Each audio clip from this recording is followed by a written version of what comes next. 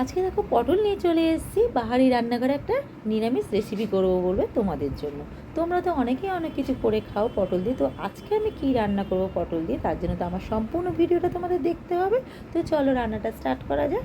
দেখো এখানে আমি বড় বড় পটল নিয়েছি 10টার মতন। পটলটা ভালো করে ধুয়ে আমি প্লেটের মধ্যে রেখে দিয়েছি। আর এখানে আমি 1 কাপ ছোলার ডাল 1 ঘন্টার জন্য ভিজিয়ে রেখেছিলাম। ডালটা ভালো করে ধুয়ে আমি জলটা ছেঁকে একদম তুলে নিচ্ছি একটা বোলসের মধ্যে। আর ডালটা দেখো কি সুন্দর ভিজে গেছে, ডালটা যেহেতু অনেকক্ষণ ভিজিয়ে রেখেছিলাম। এবার চলো ডালটা আমি মিক্সিতে পেস্টও করে নেবো, আর এইদিকে আমি পটলের চোকলাগুলি অল্প অল্প করে ছাড়িয়ে নেবো। তো চলো আগে ডালটা পেস্ট করে নিই মিক্সিতে। দেখো মিক্সি বাটিতে আমি ডালটাগুলি দিয়ে দিয়েছি, আর এর মধ্যে দিয়ে দিলাম একটা কাঁচা লঙ্কা, কিছুটা আদা। এটার মধ্যে একটু নুন দিয়ে আমি মিক্সিতে আগে পেস্ট করে নিই। ডালটা দেখো পেস্ট করে নিয়ে চলে এসেছি, একটা বোলসের মধ্যেও ঢেলে নিয়েছি। আর এদিকে আমি গ্যাসও জ্বালিয়ে দিয়েছি। দেখো গ্যাস জ্বালিয়ে আমি কড়াইও বসিয়ে দিয়েছি, তার মধ্যে দিয়ে দিয়েছি আমি পরিমাণ মতন একটু সর্ষের তেল। আর এদিকে দেখো পটলেরও দেখো চোকলাগুলি ভালো করে ছাড়িয়ে নিয়েছি অল্প অল্প করে। আর তারপরে আমি মুখগুলি দেখো সুন্দর করে কেটে আমি একদম ভেতর থেকে সব কটা দানা বার করে নিয়েছি।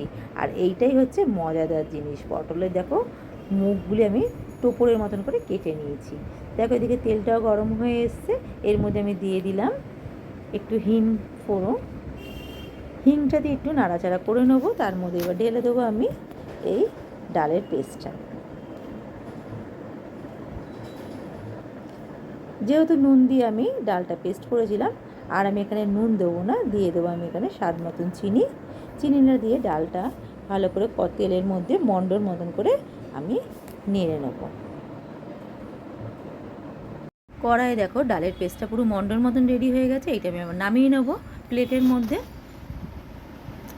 দেখো নামিয়ে নিয়েছি। নামিয়ে নিয়ে এটা যতক্ষণ ঠান্ডা হতে সময় লাগবে ততক্ষণ আমি মশলাটা রেডি করে নেবো। মশলার জন্য আমি এখানে নিয়েছি কিছুটা নারকেল কোড়া, নিয়েছি 2খানা শুকনো লঙ্কা, নিয়েছি একটা টমেটো কুচি, 1 ইঞ্চির মতন আদা, আর কিছুটা নিয়েছি কাজু বাদাম আর কিশমিশ। এগুলি সবগুলি আমি মিক্সিতে পেস্ট করে নেবো। চলো মিক্সিতে এগুলো আমি পেস্ট করে নিয়ে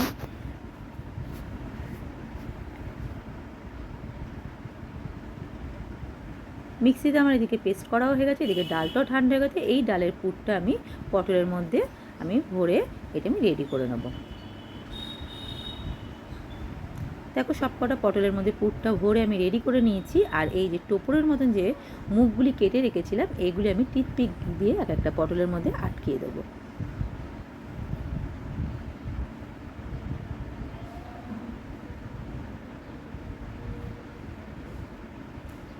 দেখো সব কটা পটলে আমি মুখগুলি দিয়ে টোপরের মতন আটকিয়ে নিয়েছি।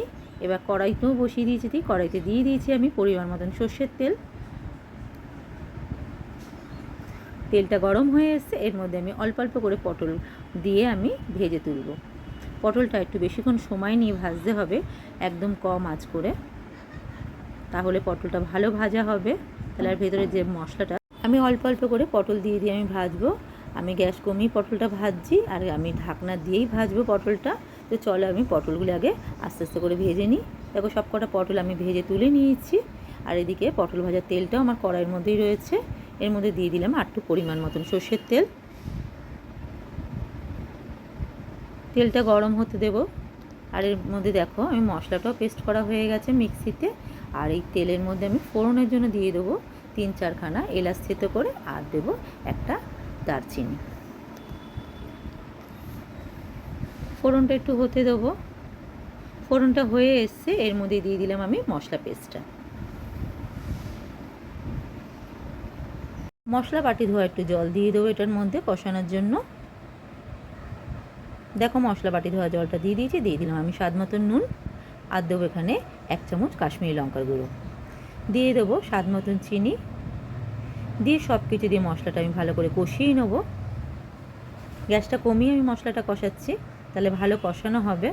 এখানে কিন্তু আমি হলুদ ইউজ করিনি, হলুদ ছাড়াই রান্নাটা করব। দেখো মশলাটা কষানো হয়ে গেছে, তেলটাও ছেড়ে এসছে। আর গ্রেভির জন্য আমি এখানে ইউজ করেছি দুধ। এই টাইপ বাটিটা মেপে আমি 1 বাটি দুধ দিয়ে দিলাম। তোমাদের ঘরে যদি দুধ যদি না থাকে তোমরা জল দিয়েও রান্নাটা করতে পারো। দুধটা দিয়ে মশলাটার সঙ্গে ভালো করে মিশিয়ে নিলাম। দেখো গ্রেভিটা ফুটেও এসছে, এর মধ্যে আমি পটলগুলি এবার আস্তে আস্তে করে সাজিয়ে দেবো।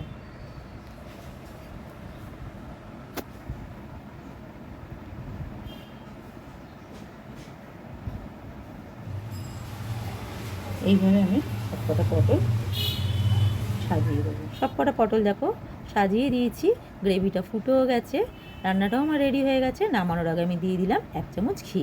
ঘিটা দিয়ে নাড়াচাড়া করে নামিয়ে নিলেই রেডি হয়ে যাবে আমার রান্নাটা। আর নামানোর আগে তোমরা নুন মিষ্টিটা দেখে নেবে, আমিও নুন মিষ্টিটা দেখে নিয়েছি। তো চলো গ্যাসটা অফ করে আমি পটলটা নামিয়ে নিই।